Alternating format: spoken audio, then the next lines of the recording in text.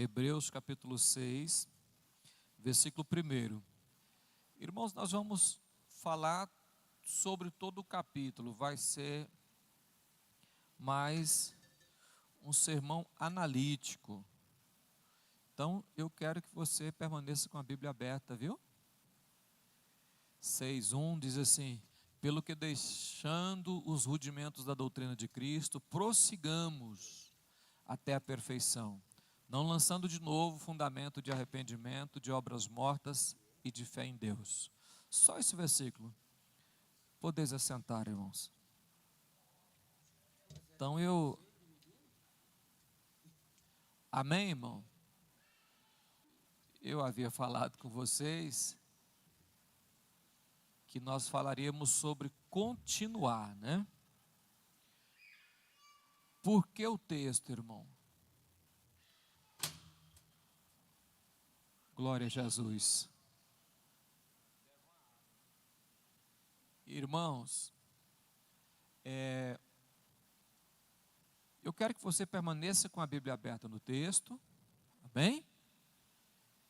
Para que nós possamos conversar sobre o texto.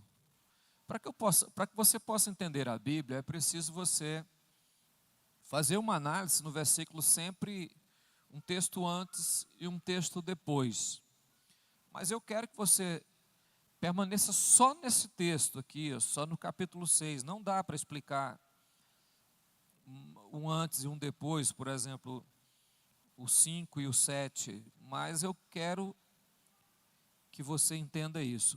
A carta aos Hebreus foi escrita porque o povo naquela época estava sofrendo muita perseguição. A maioria dos hebreus que convertia, perdia família, perdia parentes, era perseguido, porque estava deixando o judaísmo e passando para o cristianismo. Na época não era cristianismo.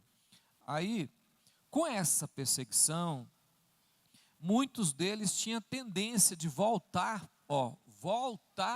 para trás, ou olhar para trás. Isso é natural de qualquer ser humano. Se você está sofrendo muito, você sempre fica lembrando do tempo que não tinha sofrimento. Então, eles, por causa dessa tendência, o escritor aos Hebreus vai falar, se você ler a carta, você vai entender que ele está falando assim, permaneça firme, segue adiante. E esse texto em particular, ele vai falar sobre continue. Amém, irmão? Amém? Então fique com a sua Bíblia aberta. Olha o texto: pelo que deixamos os rudimentos de Cristo, prossigamos. Se você leu o versículo antes do capítulo 6, você vai entender que ele está dizendo que é preciso deixar algumas questões de criança e começar a crescer. O texto não está se referindo que eles eram pigmeus ou que eles não estavam desenvolvendo. A questão é que eles chegaram num determinado estágio de conhecimento e disseram estar bom. Está bom aqui. E aí o escritor vem escrevendo a eles e diz: não, você já está certo, você já alcançou um conhecimento sobre Cristo, já alcançou um certo limite, mas está na hora de vocês deixar essa questão de rudimentos da fé cristã e seguir a caminhada, prosseguir, continuar. O que eu quero falar para você nessa questão tem muitas pessoas na igreja que alcançam um certo patamar de conhecimento e se baseia por isso e para de crescer. Não estuda mais, não busca mais conhecimento, não prossegue. Fez um certo estágio na vida de fé e agora está bom, tranquilo. E essa carta ela vem para dizer assim: espera aí, você já alcançou um conhecimento, mas está na hora de prosseguir. Comer uma comida mais forte, deixar de estar tomando leite e começar a se alimentar de um alimento mais sólido. Por quê? Porque vocês precisam alcançar a perfeição. perfeição. Eu sei que é quase uma utopia você falar para alcançar a perfeição. Mas a Bíblia não está falando em perfeição só nesse texto. Lá no livro de Mateus, capítulo 6, no final dos versículos do capítulo 6, lá do Sermão do Monte, ele está dizendo assim, que nós devemos ser de perfeito, porque o vosso Pai é perfeito. Sede perfeito, que o vosso Pai é. Aqui ele diz, prossiga até a... É fácil isso, irmão? É fácil isso, irmão? Então começa a pensar sobre a sua fé, porque ela não pode estagnar, ela não pode ficar parada, ela precisa prosseguir. Então nós vamos estar lendo o texto, para você ir compreendendo o que eu quero dizer. Versículo 2, a doutrina do batismo, da imposição de mãos, da ressurreição dos mortos e do juízo eterno. Eu não vou explicar isso aí era o que eu já tinha aprendido. Vocês já entenderam aí o ensino que precisava, você já entendeu o que é arrependimento das obras mortas, fé em Deus, ensino do batismo, imposição de mãos, ressurreição dos mortos, juízo eterno. Isso aí nós vamos falar sobre isso depois. Versículo 3, é isso aí que ele fala. Ó. Vamos, meu filho, versículo 3. Isso faremos se Deus permitir. Ou seja, nós vamos voltar a ensinar isso depois de novo. Porque a fé é assim, irmão, você vai e depois volta para dar uma repassada naquilo que você talvez não aprendeu direito. Mas ele está dizendo, olha, segue a caminhada, você já sabe muita coisa, já aprendeu muito que precisa, mas precisa aprender mais. Isso é um dever cristão, parar e pensar, eu preciso continuar crescendo. Eu preciso continuar crescendo. Eu devo continuar crescendo. Amém, irmão? Eu fico preocupado quando eu vejo um crente que ele é sempre a mesma coisa. Leu a Bíblia uma vez, parou, acabou, não vou ler mais. O que eu sei já dá para chegar no céu. Aí ele fala um texto aqui, o texto seguinte é um texto bem complicado de entendimento, mas eu vou tentar explicar para você a melhor forma possível para você entender. Tá bom? Versículo 4. Lê comigo, irmão. Porque é impossível que foram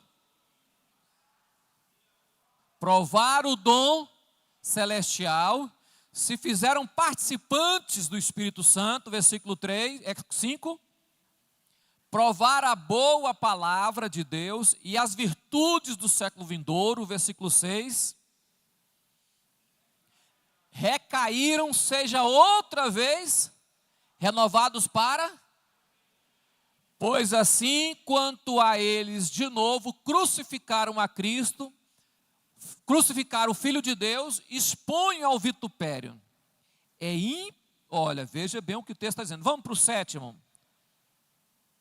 Porque a terra que embebeda a chuva, que muitas vezes cai sobre ela e produz erva proveitosa para aqueles a quem é lavrada, recebe as bênçãos de Deus. Versículo 8. Mas a que produz espinhos e abrolhos é reprovada e perto está da maldição. O seu fim é ser queimada. Volta-se ao versículo 6, meu filho. Deixa eu ver. Não, o 4. Porque é impossível os que foram iluminados. Presta atenção, irmãos. Ó a palavra do texto. Preste bem atenção. O texto está dizendo, é impossível que uma pessoa, um crente, que já foi iluminado pela palavra de Deus, provou o dom celestial e se fizeram participante do Espírito Santo, provaram a boa palavra de Deus e dos poderes do mundo vindouro. Versículo de número 6. e cá e reca. Seja outra, impossível que a pessoa, presta atenção no texto, porque esse texto é de difícil interpretação. Muitos teólogos já tentou interpretar de várias formas. Muitas pessoas têm dificuldade na interpretação dele, porque ele está dizendo que é impossível o arrependimento de uma pessoa que já esteve na igreja e foi batizado com o Espírito Santo, iluminado pela palavra, conheceu a verdade, tem o dom e cai da fé. É impossível ele voltar.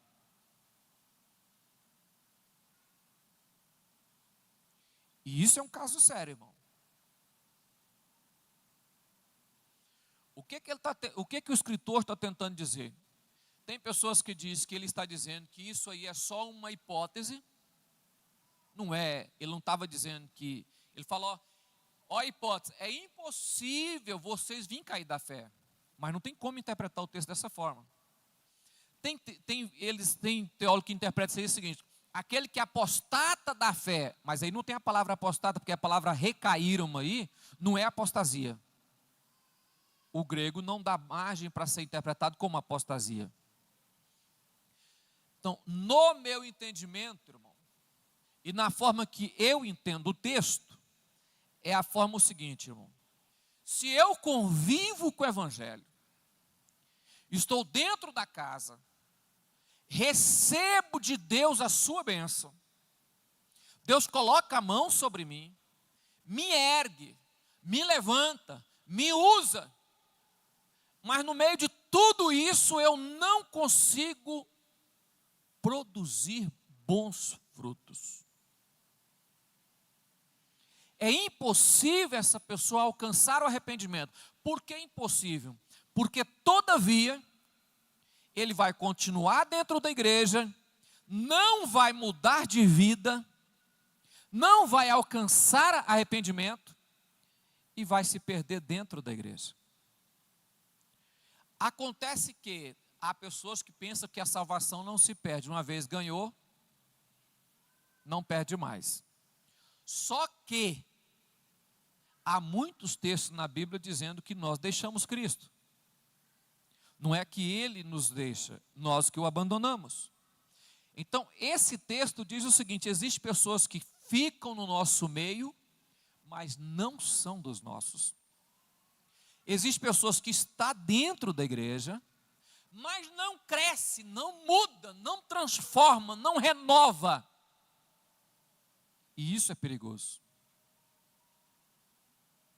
Aí ele coloca a palavra impossível. Aí ele coloca a palavra impossível. Porque conviver com... Olha, irmãos, é claro que é impossível. Olha, o camarada foi iluminado pela palavra, por Deus, provar o dom celestial, foi participante do Espírito Santo, provou a boa palavra de Deus, os poderes do mundo vindouro, e vier cair. Aí ele fala a história da chuva. A chuva, quando cai sobre a terra, produz bons frutos para aquele que a lavra. Mas a terra onde a chuva cai, ela não produz nada, só espinhos e abrolhos, ela está correndo um sério risco de ser maldita. Ela é rejeitada e perto está da maldição. Ela é rejeitada e perto está da maldição. Aí o final do texto diz: o seu fim é ser queimada. Por que isso? Eu sempre participo do evangelho. E tem muitas pessoas que, mesmo estando dentro da casa de Deus, criticam o próprio evangelho. Isso é só uma parte. E tem pessoas que conhecem o evangelho, mas nunca muda. Porque dom não traz salvação. Eu preciso produzir frutos de arrependimento, mudança de vida, transformação. Porque uma pessoa que participa de tudo da igreja e mesmo assim permanece na mesma forma contra a palavra, ou pregando até mesmo contra a palavra, ele será salvo, irmão? Pensa na sua mente. Eu só quero que você pense como está a nossa vida cristã. Mas ele prossegue, não dá tempo de explicar tudo, irmão. Eu preciso caminhar mais um pouco. Versículo de número 9, meu filho. Mas de vós, ó... Aí ele faz uma separação. Eu sei que vocês não têm isso. Eu sei que vocês não recaíram. Eu sei que vocês não voltou às práticas. Mas de vós, ó amados, esperamos coisas e coisas que acompanhar, ainda que assim, versículo 10, porque Deus não é para esquecer das vossas e do trabalho de amor para com o seu nome, mostrastes enquanto servis aos santos e ainda serveis. Deus não esquece das pessoas. Deus conhece você. Deus sabe o esforço e a força que você faz para se manter na presença dEle e servindo a Ele. Deus conhece a sua vida. O escritor está dizendo assim: eu sei que vocês não são dessa forma. Eu sei que vocês já foram abençoados e continuam sendo bons crentes e abençoados. Eu sei que vocês trabalharam e trabalham na obra. Eu conheço vocês. O que ele está dizendo? Continue. Continue crescendo. Irmão, não troque a sua fé e nem deixa ela por nada. Tudo que acontecer na sua vida, se vier diminuir a sua fé, então faça algo, abandone isso e continue com a sua fé. Se acontecer algo na sua vida e atrapalha você continuar caminhando, abandone aquilo que atrapalha e continue caminhando. Prossiga. Se você alcançou um patamar na vida cristã, se chegou um pouco mais perto, se entendeu algo melhor, então continue crescendo. Você não pode parar, irmão.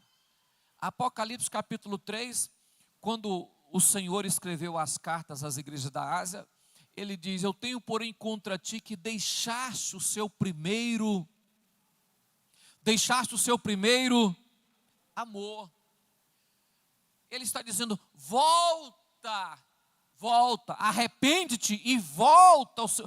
Por quê, irmão? Porque quando aceitamos a Cristo, a nossa marcha, o desejo, a vontade de conhecer, de crescer é muito grande. Os anos vão passando e a gente tem tendência de estagnar-se. A melhor coisa na vida cristã é continuar conhecendo o Senhor nosso Deus. Pastor, mas nós erramos todo dia. Eu sei disso. Nós pecamos todo dia. Eu sei disso. Mas não saia da presença dEle, continue. O texto está dizendo: prossiga,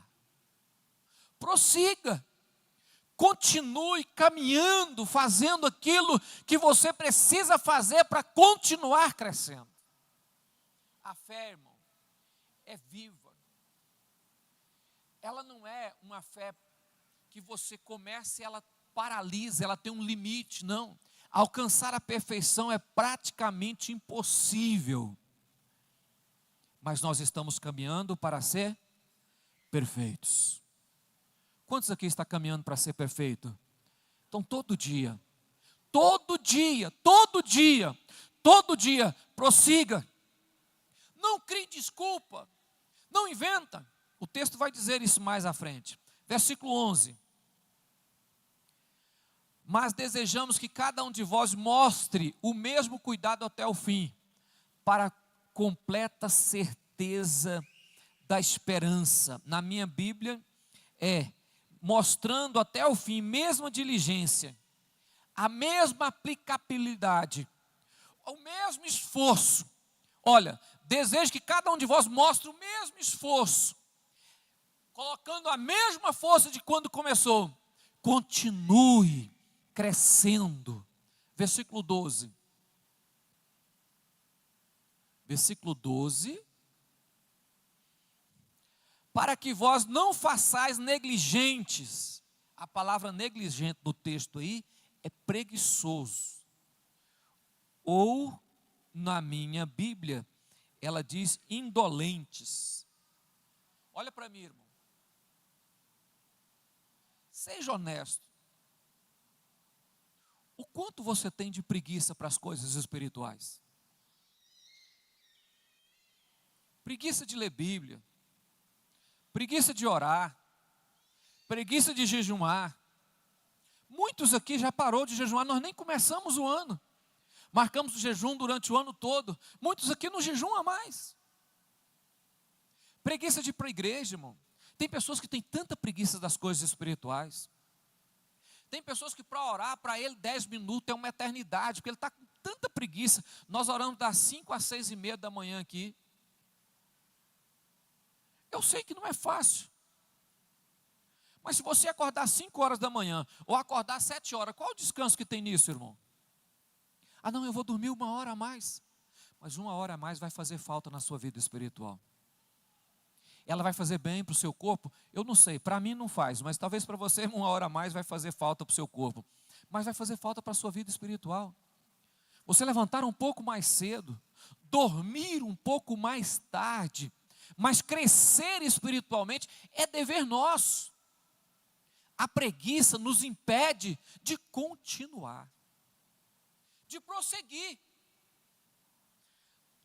Existem pessoas que não é que ele não entende a Bíblia, é que ele tem preguiça de ler a Bíblia.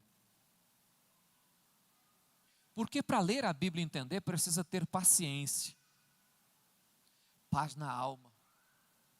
Precisa ler ela e muitas vezes voltar 1 ou 2 ou 3 ou 4 vezes. Eu não sei quantas vezes eu li esse mesmo capítulo. E quantas vezes eu li o capítulo seguinte e o anterior. Não era só para entender. É porque eu queria que ficasse dentro da minha alma. Não era só para entender. Porque eu queria que ficasse marcado. Porque eu não peguei esse texto aqui para trazer para vocês, irmão, não foi isso. É que eu estava lendo, refletindo sobre esse texto e descobri que o que Deus quer de nós é o seguinte: continue. Você chegou até aqui, então, continue. Você vai desistir no meio da estrada. Você vai parar no meio da estrada. Você vai perder a salvação no meio, já chegando. O texto, todo o capítulo, todo o livro está dizendo: fique firme, permaneça. Não volte para o judaísmo, não volte para o mundo, não volte para as práticas pecaminosas, não olhe para elas. Permaneça fazendo o que vocês já sabem fazer e cresça. A preguiça impede isso, irmão. Pastor, eu trabalho das 6 da manhã às 7 da noite. Se não ler Bíblia é preguiça do mesmo jeito, irmão. Se não orar é preguiça do mesmo jeito. Ah não, mas o meu trabalho é estressante, é cansativo. É preguiça do mesmo jeito. Então, se for preciso, acorde mais cedo, durma mais tarde, mas continue crescendo em nome de Jesus. Continue melhorando todos os dias. Não pode dar um passo completo em direção a Cristo? Então dê meio passo. Dê meio passo. Porque se você olhar o livro de Hebreus, ele vai dizer: continue olhando para o autor e consumador da fé. Continue olhando para ele. Versículo de número 13. Porque quando Deus fez a promessa a Abraão,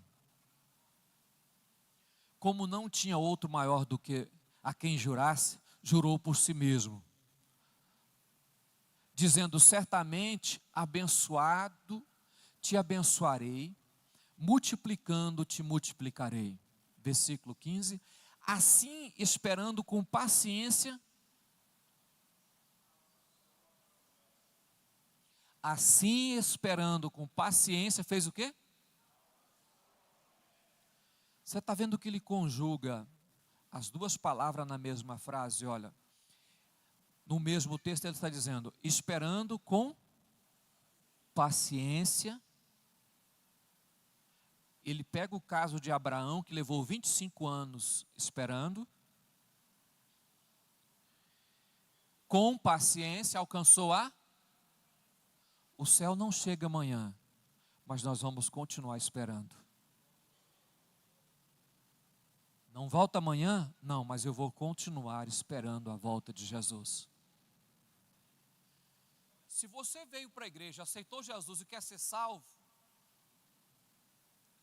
espera com paciência.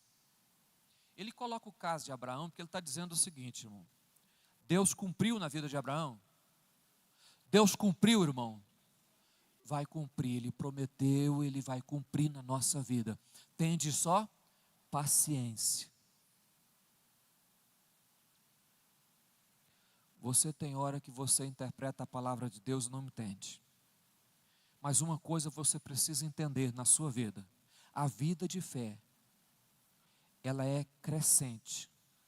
Eu preciso conhecer algo novo de Deus todos os dias. Eu preciso conhecer algo novo de Deus todos os dias.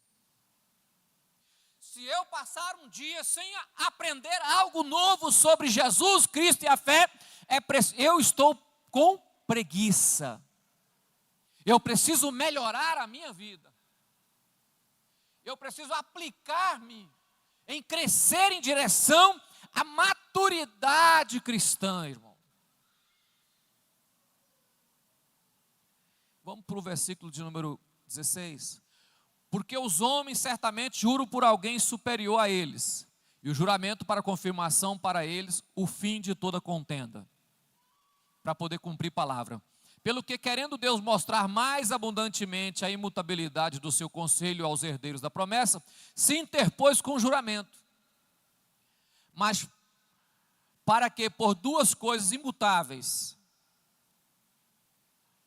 nas quais é impossível que Deus minta, tenhamos a firme consolação,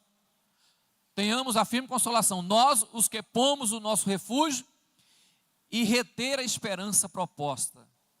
Você lê o texto, parece que você não entende, você vai ver agora. O qual temos como âncora da alma. Volta o versículo 18. O final do versículo está dizendo assim, olha, reter a esperança. Então você interpreta o texto no seguinte, 19. Essa esperança, reter a esperança proposta, a qual, como âncora. O que é a âncora? A esperança. O que é a âncora? A esperança. E o que é âncora, irmão? Quando o navio está enfrentando tempestade muito grande, a primeira coisa que eles falam, solta a âncora.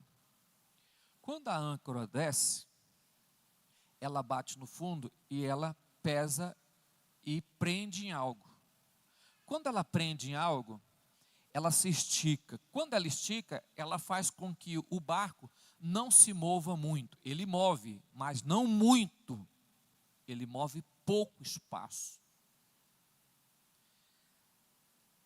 O comentarista deixa claro o seguinte: a esperança na promessa de quem não mente, não falha. A esperança na promessa de quem não mente, não falha, nos torna firmes.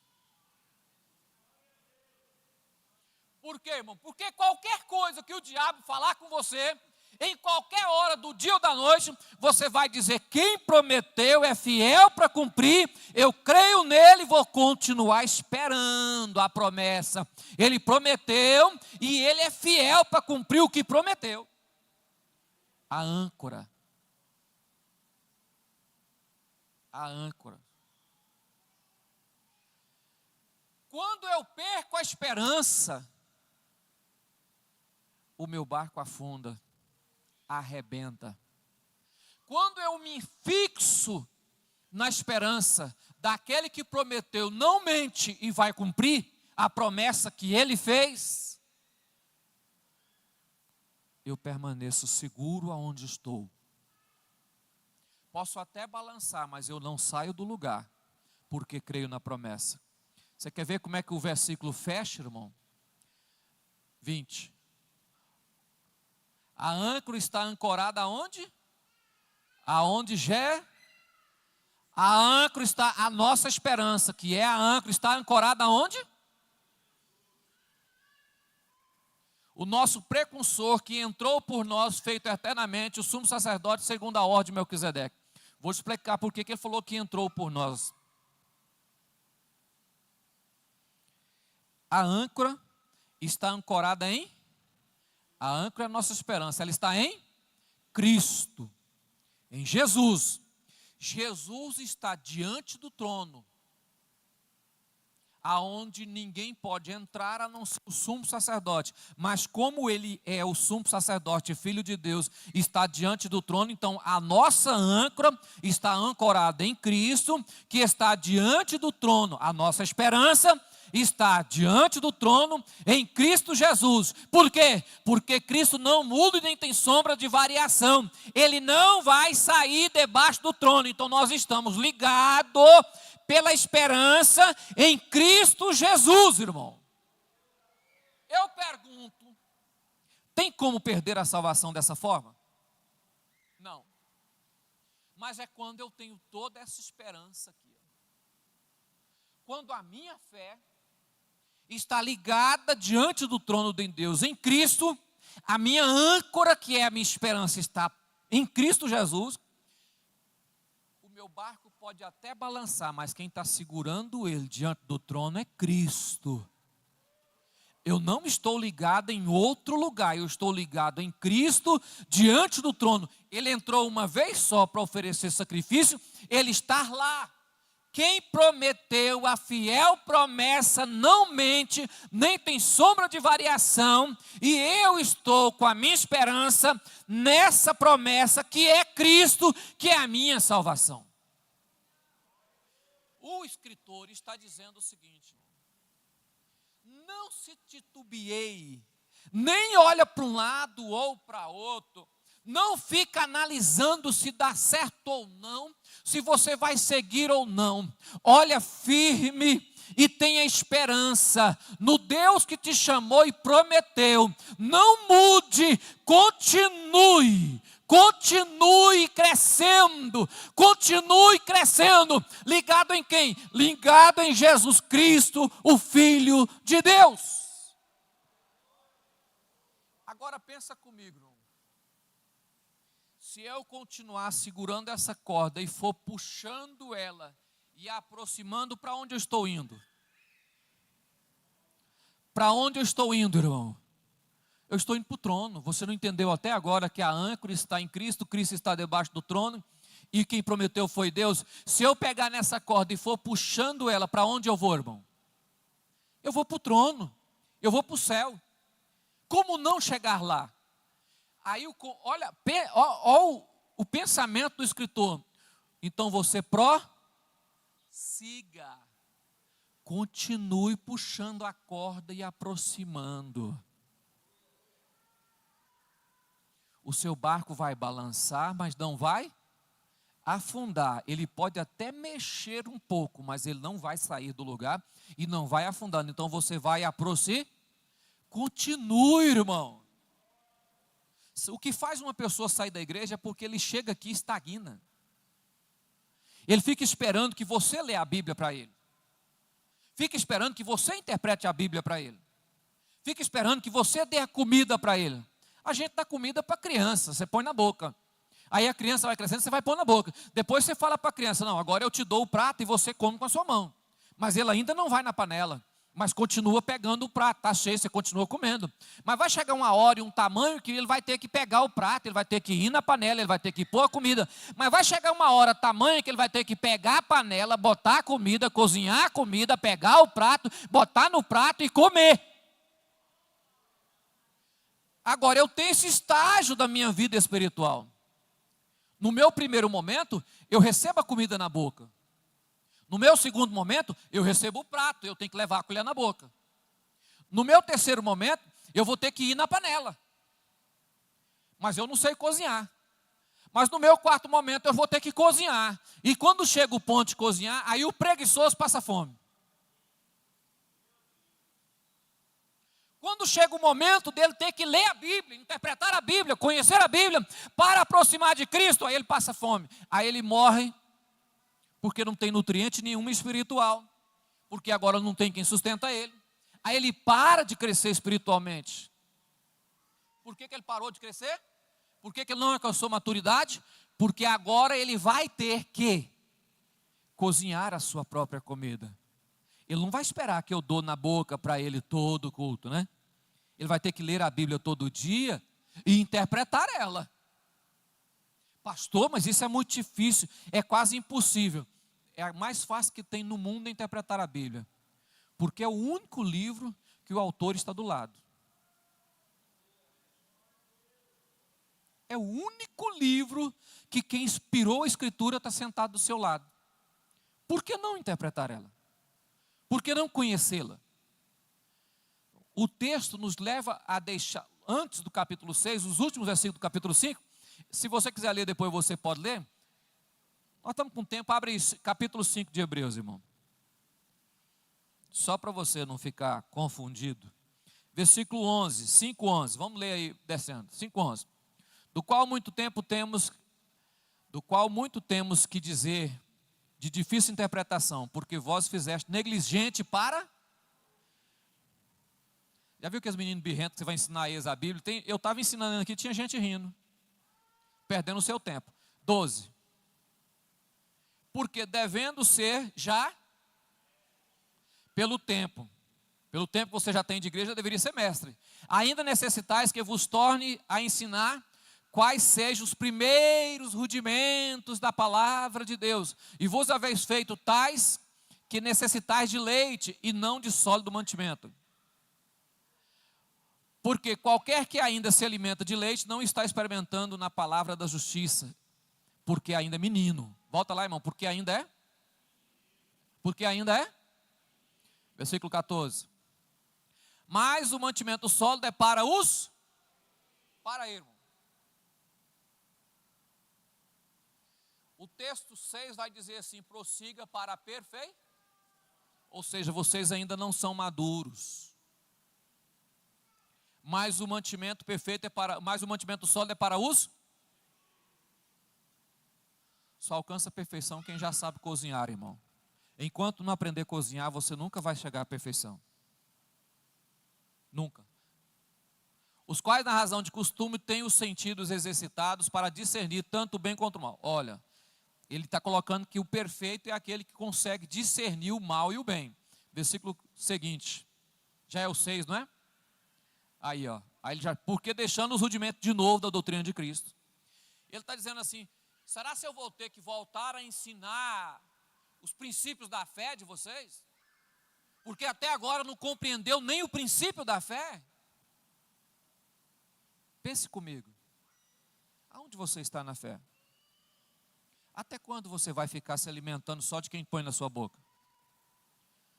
Até quando o pessoal vai ter que colocar comida para você comer? Porque você não sabe abrir a Bíblia e deixar a preguiça de lado e Não é que eu estou sendo rude, é que eu estou preocupado com você.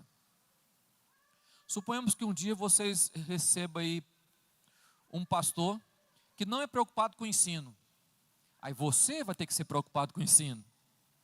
Aí você vai ter que todo dia levantar pela manhã e preparar o seu próprio ensino. Preparar a sua própria escola, o seu próprio material, ler o seu próprio texto e interpretar o seu próprio texto. Amém, irmão? Aí você está alcançando a estatura de varão maturo. Amém. Até ele já falou que é amém. Chega. Vamos colocar de pé? Quem trouxe a sua oferta, coloque aqui, irmão.